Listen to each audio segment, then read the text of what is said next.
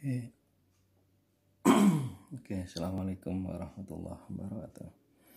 Bapak Ibu peserta latih terapi pijat stroke online. Hari ini kita akan melanjutkan materi terapi kita, yaitu korelasi antara BAB dengan latihan berdiri. Jadi kemarin sudah kita jelaskan bahwa yang kita pelajari untuk kita praktekkan adalah stroke yang tipe TIA, transient ischemic attack, maupun yang ischemic ringan, sedang, dan berat. Nah, yang sering terlupakan dari beberapa kasus yang mungkin itu masalah sangat sepele, yaitu masalah BAB. Jadi saya sering menanyakan tentang BAB pada pasien maupun keluarga pasien. Nah, jadi BAB ini singkatan dari buang air besar. Nah, saya merangkum dari kegiatan saya. Jadi kalau pasien dalam kondisi masih tergeletak berbaring,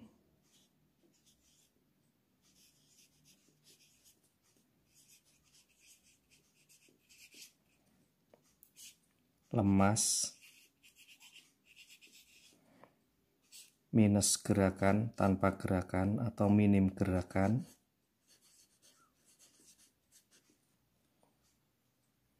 itu pasien bisa sekitar 14 hari sampai 20 hari sekali baru BAB.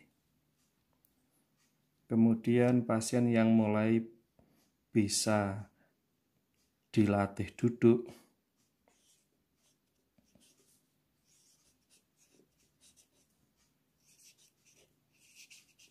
artinya bisa kondisi duduk bersandar bantal ataupun duduk kita pegangi, itu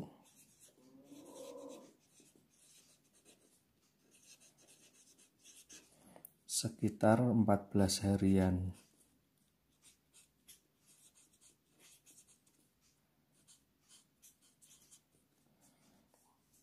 Kemudian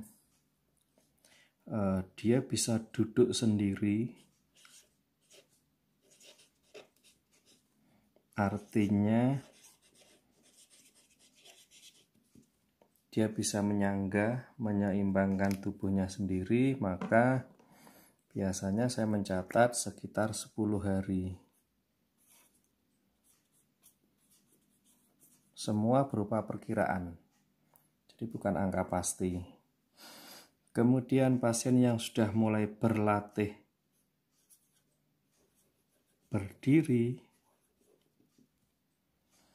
baik aktif, artinya dia mulai bisa berlatih berdiri, maupun berdiri masih dipegangi, jadi berdiri pakai walker, atau masih kita bantu.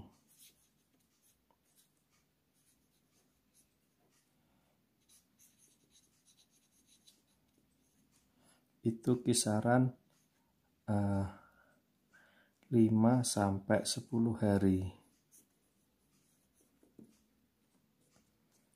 Nah, pasien yang sudah mulai berlatih mengayun kaki,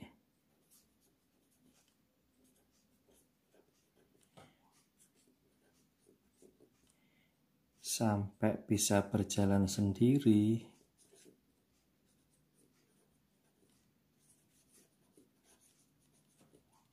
itu tiap hari atau 5 hari sekali.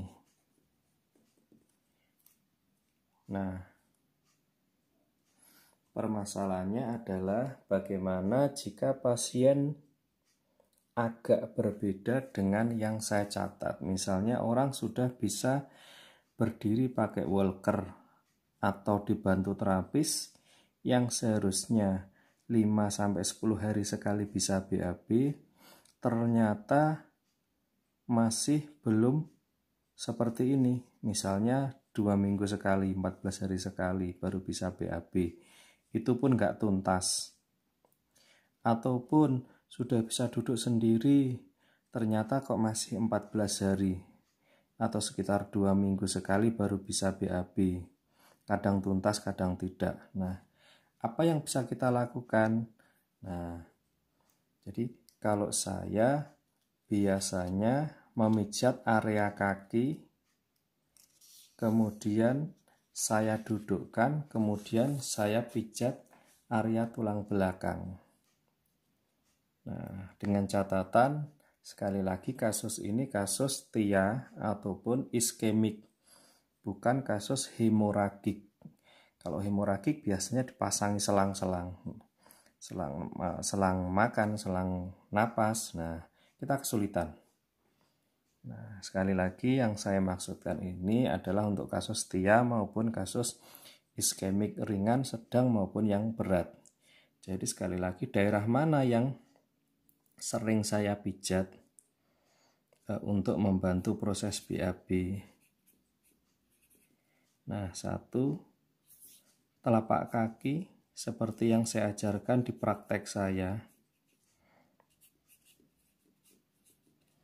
Kemudian 2, area perut diusap ke arah bawah.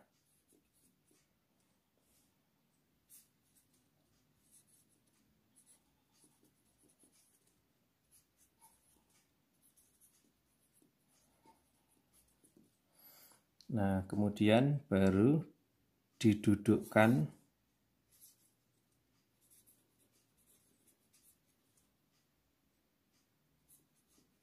kemudian dipijat tulang belakang.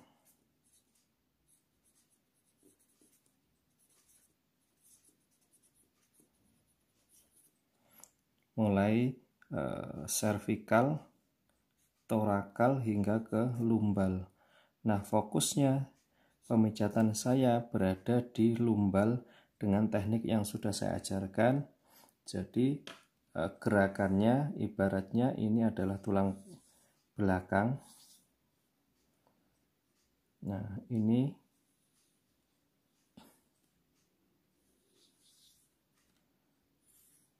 anggaplah ini dari tampilan belakang.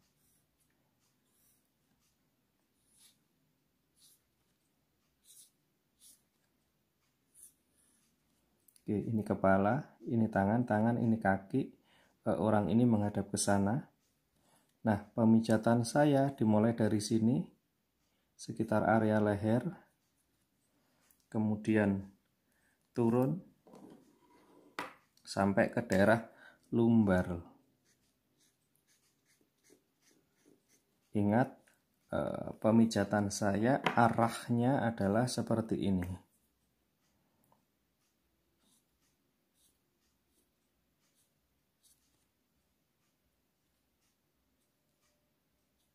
Kanan kiri, gerakannya seperti itu,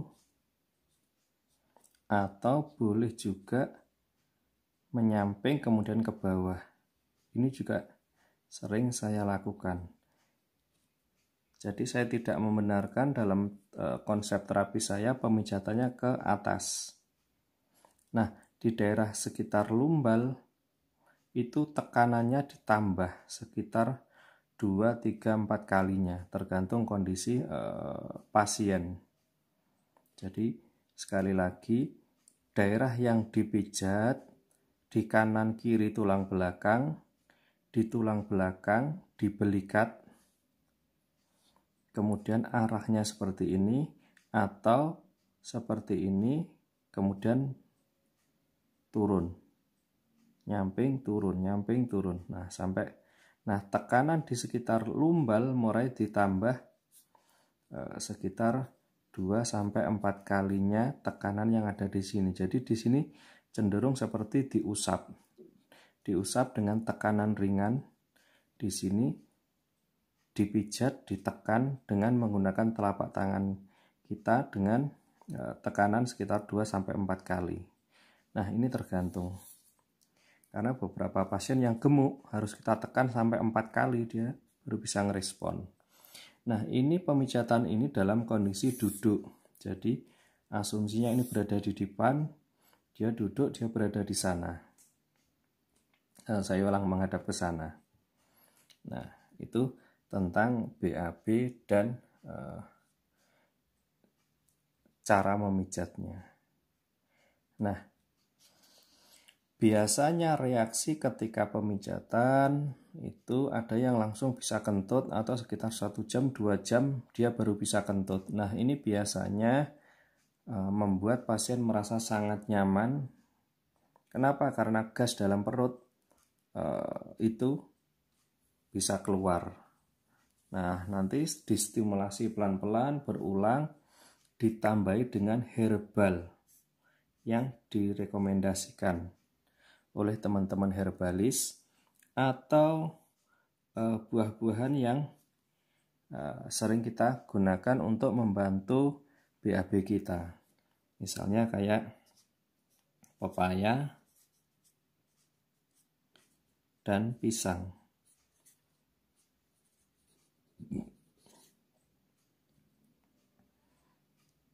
Nah, pepaya dan pisang bisa kita gunakan sebagai stimulan untuk membantu proses pencernaan bisa berjalan normal lagi. Nah, pasien yang biasanya sudah bisa BAB dengan normal biasanya berkorelasi terhadap emosi.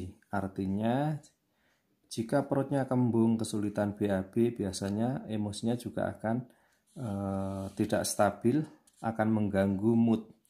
Nah, ini nanti juga akan berkorelasi juga terhadap masa-masa terapi atau interaksi dengan terapis.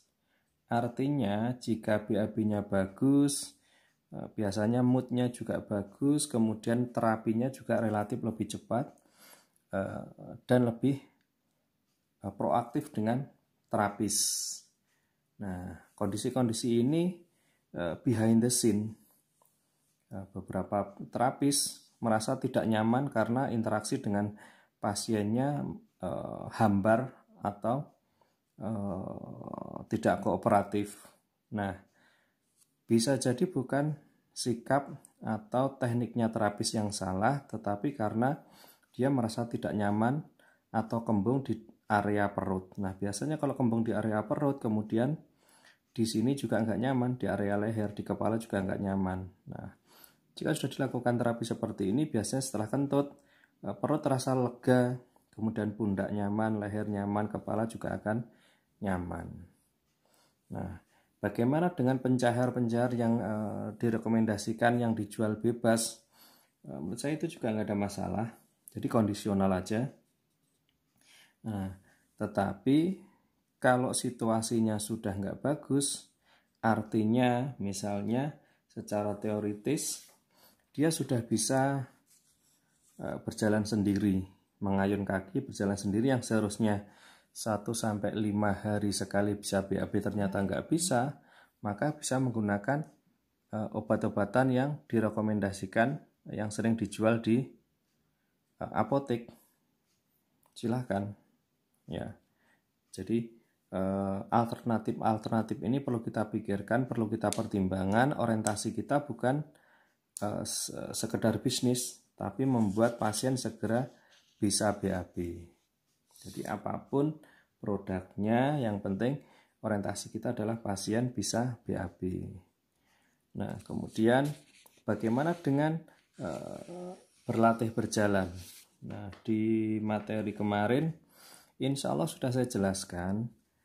Jadi untuk melatih berjalan diawali dengan melatih berdiri, melatih menegakkan badan agar lumbar terbiasa digunakan untuk duduk tegak. Nah, latihan awal kita adalah duduk dengan menegakkan badan, itu dilakukan berulang-ulang. Nah, masalahnya adalah desain kursi kita, kursi atau meja kita itu ketinggiannya yang sekarang itu sekitar 40 cm hingga 45 cm. Nah, ini tidak bagus untuk digunakan melatih pasien untuk latihan berdiri. Asumsi yang sering saya pakai adalah ketinggian 55 sampai 65 itu yang relatif lebih mudah digunakan untuk melatih pasien berdiri. Nah, ilustrasinya seperti ini Bapak Ibu. Anggaplah ini lantai kita. Nah, jika kursi kita setinggi 40 ini,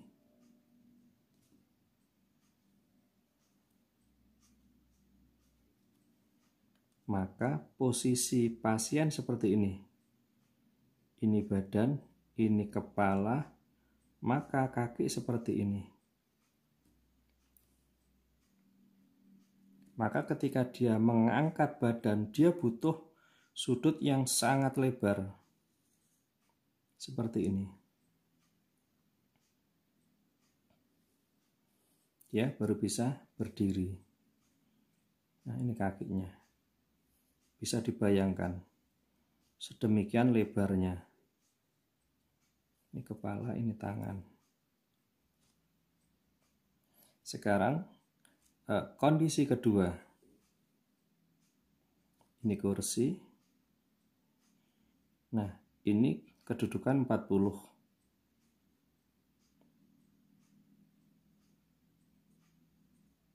Sekarang kita naikkan. Jika pasien berada di sekitar 50, maka apa yang terjadi? Pasien berada di sini, kakinya menjuntai ke bawah. Nah, dia cuman butuh sekitar segini.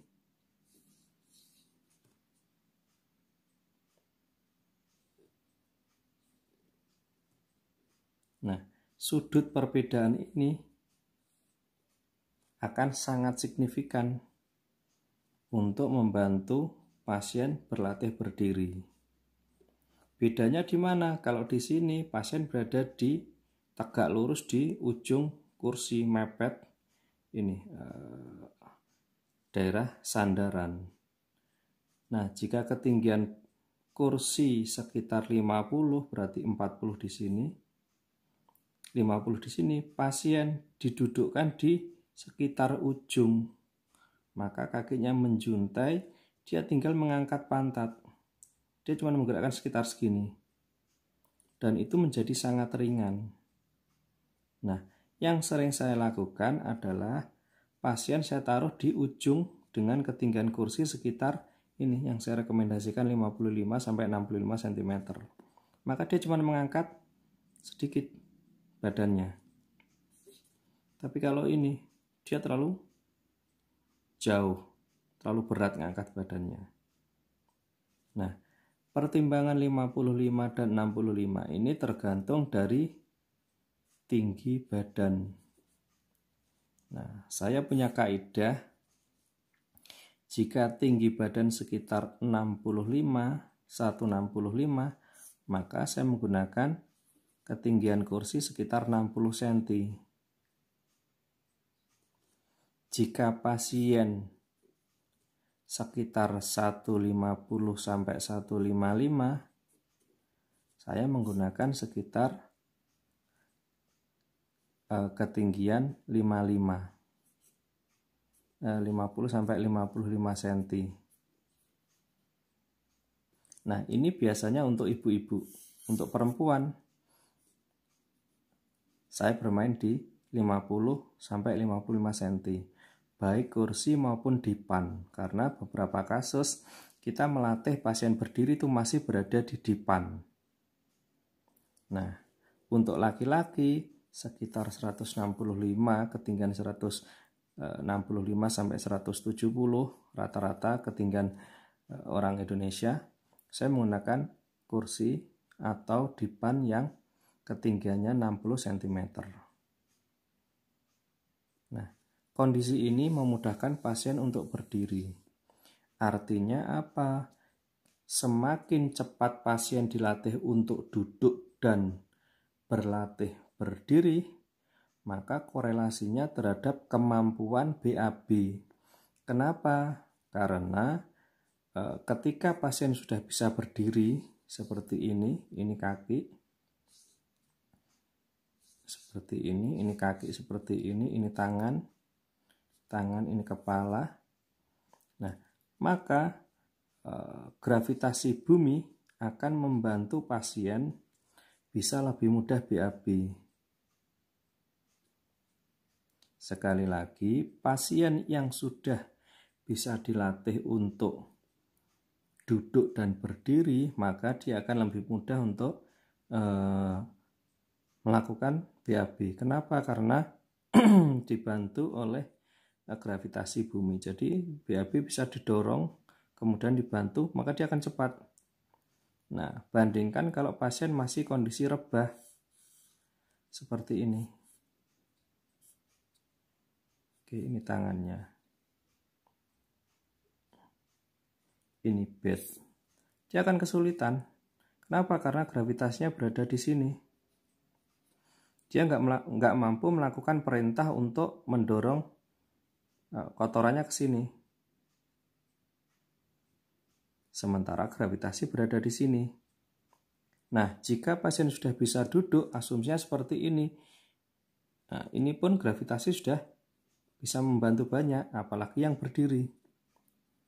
Nah, berarti korelasinya adalah ketika pasien sudah bisa dilatih untuk duduk, maka segera dilatih untuk duduk. Jika pasien sudah mampu untuk latih berdiri, maka latihlah untuk berdiri. Karena ini berkorelasi terhadap kemampuan BAB. Semakin bagus kemampuan BAB-nya, maka biasanya berkorelasi satu terhadap mood, kondisi emosinya. Moodnya akan relatif bagus. Nah, jika moodnya bagus, nanti biasanya semangat. Dia akan bersemangat untuk melakukan terapi. Motivasinya naik. Motivasi sembuh naik.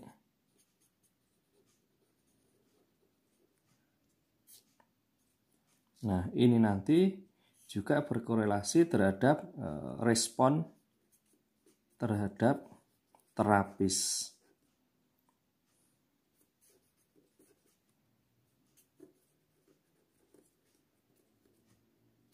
Jadi saya ulang, jika BAB-nya naik bagus, nah ini saya tambah. Jika BAB-nya bagus, maka mood-nya juga akan bagus. Jika mood-nya bagus, maka motivasi sembuh biasanya juga akan semakin tinggi. Nah, jika motivasi sembuh semakin tinggi, maka respon terhadap terapis apa? Semakin tinggi. Kenapa? Karena dia dianggap berhasil.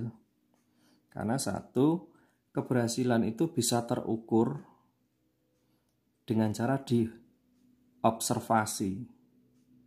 Nah, tetapi pasien maunya tidak hanya bisa jalan, bisa berdiri dan sebagainya, tetapi juga diharapkan bisa membantu proses psikologis, proses internal psikologis pasien.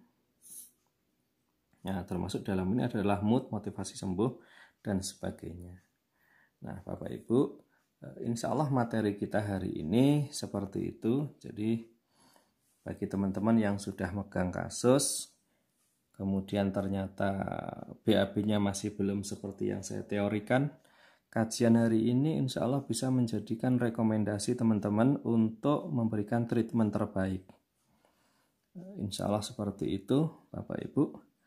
Materi saya cukupkan, dan ini insya Allah hari kedua masuk hari ketiga Hari Raya Idul Fitri. Saya mewakili diri saya pribadi dan keluarga saya mengucapkan taqabbalallahu minna wa minkum, taqabbal ya karim. Semoga Allah menerima amal ibadah kita selama berpuasa.